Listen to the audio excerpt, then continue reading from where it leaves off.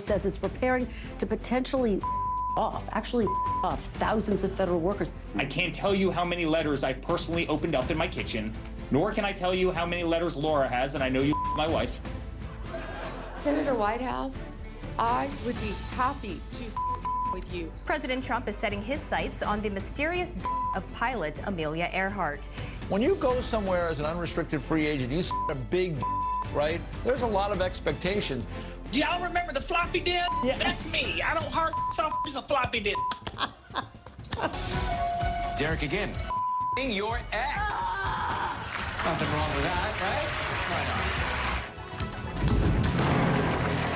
Well, the hits just keep on coming from this administration, folks, as President Trump, who once famously confused Frederick Douglass with being in the room, is now reportedly preparing to fire thousands of federal workers, a move that apparently came to him after personally opening what I can only assume were thousands of letters of complaint in his kitchen, because that's how modern White House policy is made, with the president and the first lady playing a fun little game of sort the hate mail before deciding who to throw out of work. And in a truly baffling pivot, because we all know his mind operates like a browser with 100 tabs open, he has suddenly set his sights on solving the mysterious disappearance of pilot Amelia Earhart, presumably because when you're an unrestricted free agent with the nuclear codes, why not chase an 80-year-old cold case instead of, say, a coherent healthcare plan? It all makes a strange kind of sense when you realize his entire governing philosophy is based on outdated technology, which he admitted himself when he looked at the nation and said, "Do y'all remember the floppy disk? That's me." A confession that this president doesn't have a hard drive, can't be Derek Jeter Ed again, and is fundamentally incapable of processing the complex software required to run a country in the 21st century, opting instead to just periodically malfunction and erase everyone's data.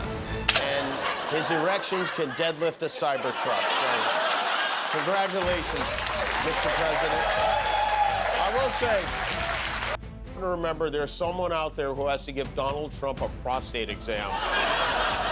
For some, literally, for others, just figuratively. In a signature monologue that blends absurdist humor with sharp political commentary, Jimmy Kimmel launched into a hilarious roast of Donald Trump's well-documented propensity for wild exaggeration, presenting a mock celebratory congratulations for the president's alleged new statistics. He is 7'2", 180 lbs, and his erections can deadlift a Cybertruck, a line that masterfully conflates Trump's infamous braggadocio about his health with the over-the-top machismo of Tesla's viral marketing. Without missing a beat, Kimmel then pivoted to his core premise, looking directly into the camera with his trademark mix of sympathy and sarcasm to remind every viewer that no matter how terrible their job might seem, it's important to remember there's someone out there who has to give Donald Trump a prostate exam. He then brilliantly bifurcated this cringeworthy scenario, noting for some literally, for others just figuratively, a devastatingly succinct punchline that perfectly reframes the entire dynamic of working for Trump, from cabinet members to TV surrogates, as an equally invasive, uncomfortable, and undignified procedure where personal boundaries and professional integrity are routinely compromised in the service of tending to the leader's most sensitive and fragile areas.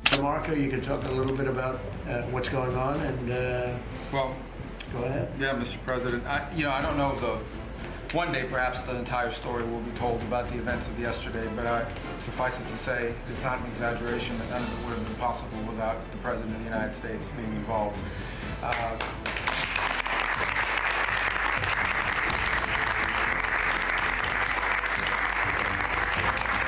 Do you have any idea how difficult it is to give the president a prostate exam with Marco Rubio poking his nose up there all the time?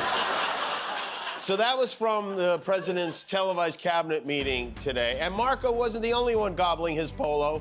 I just want to echo what Marco said. It is a personal honor to be able to witness the way you lead and negotiate. That's nice. Pete gets very emotional when he's hammered, and sometimes affectionate. There does appear to be some progress Well, we got another chilling look at the state of American democracy today, which is apparently being run like a fraternity house during Hell Week, as evidenced by the president's televised cabinet meeting where a visibly sycophantic Marco Rubio fell all over himself to praise the leader, gushing. It's not an exaggeration that none of it would have been possible without the President of the United States being involved. A statement that prompted me to wonder, do you have any idea how difficult it is to give the president a prostate exam with Marco Rubio poking his nose up there all the time? And he wasn't the only one gobbling the polo, folks.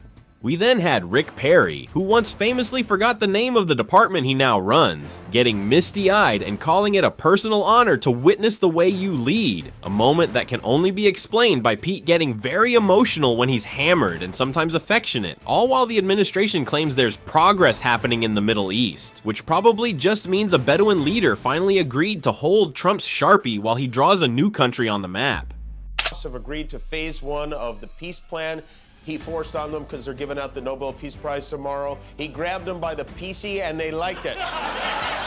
Trump wants that Nobel Prize so bad. I've seen a lot of Oscar and Emmy campaigns, but no one has ever vied for an award more vigorously than our Dalai Lama.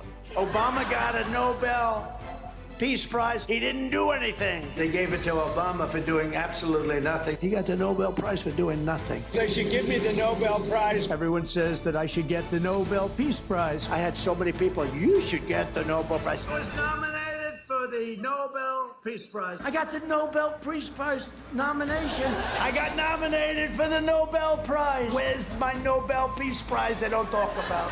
A Peace Prize Nobel nomination, and they didn't cover it. And I don't care, but I'm not looking for it. I'm not politicking for it. I'm just saying that there's a lot of unfairness in this world. Yeah, well, you know what? No one has suffered more unfairness than him. He's had it hard, guys. He's had it really hard. He claims he's not politicking for the Peace Prize.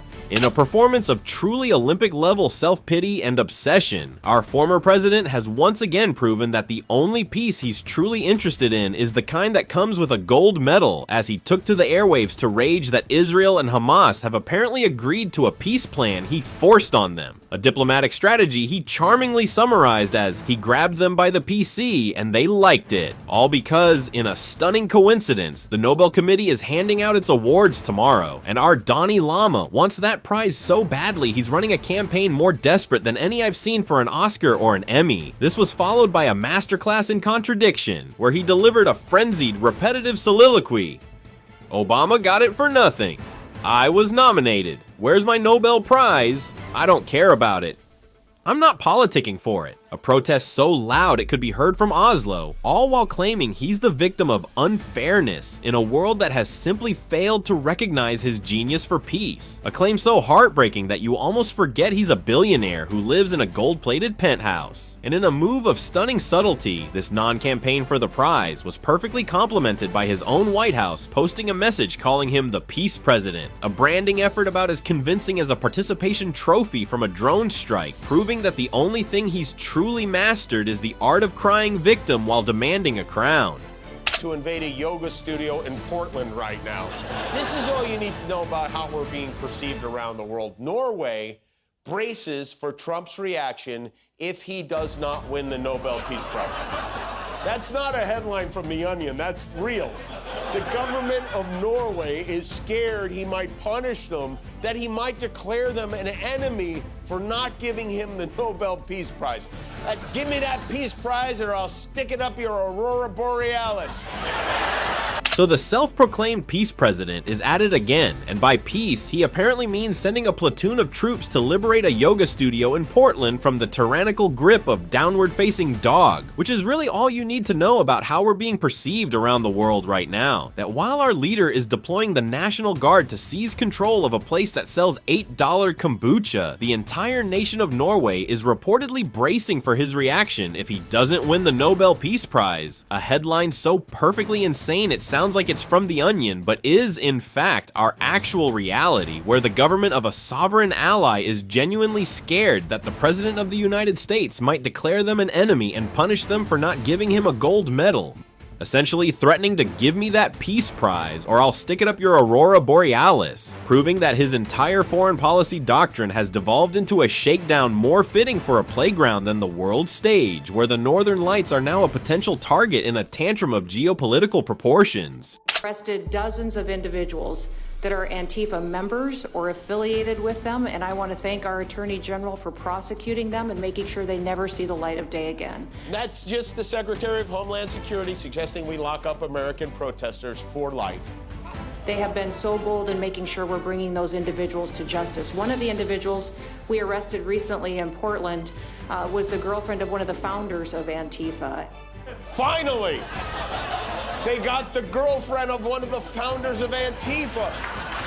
Well, in a stunning victory for national security that has surely made the world safe for democracy, the administration has finally captured the most dangerous operative in the entire Antifa network. I am of course referring to the girlfriend of one of the founders of Antifa, a arrest so crucial the Secretary of Homeland Security himself came out to boast about ensuring she never sees the light of day again, which seems like a perfectly proportional response for what I can only assume were her heinous crimes of being someone's girlfriend? It's a bold new strategy, folks. Instead of targeting crime lords or corrupt officials, we're now arresting the +1s of ideological figureheads.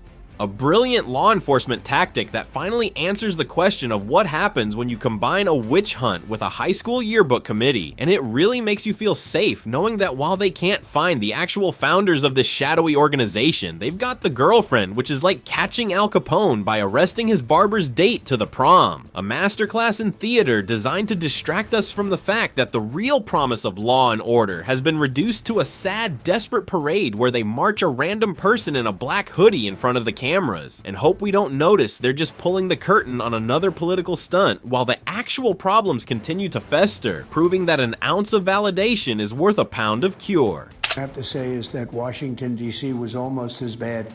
I don't know what could be worse than Portland. You don't even have sewers anymore. They don't even put glass up. They put plywood on their windows.